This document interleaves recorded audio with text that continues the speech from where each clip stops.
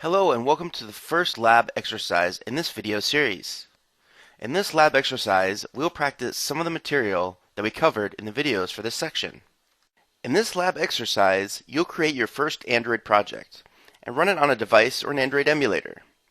Please note that code snippets from this slide that need to be used or copied into your project are represented in bold and italicized text.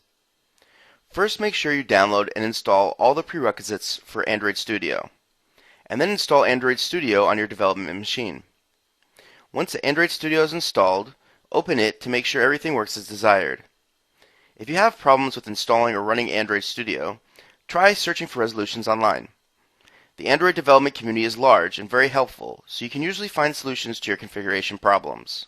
Once Android Studio is installed and working as expected, in the Quick Start section of the Welcome to Android Studio screen, click the New Project option and create a project with the same parameters that we used in the previous video.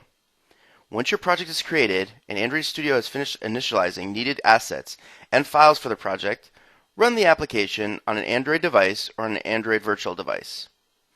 Please note that if you're running the application on a real device, you'll need to enable USB debugging on the device.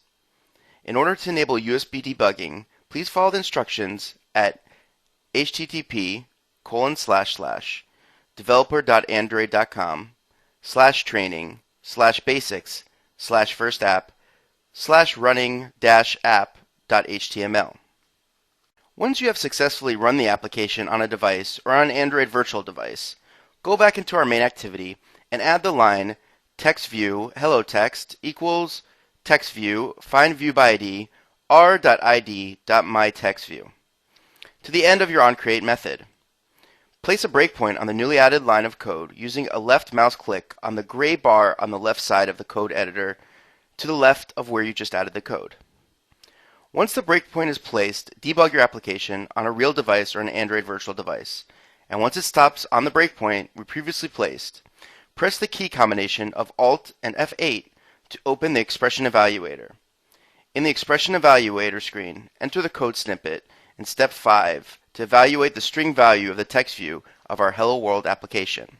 Once the Expression Evaluator has time to compute the result, you should receive the result of a string Hello World with an exclamation point. If you do not receive that result, please check that the expression you're evaluating matches the expression from Step 5.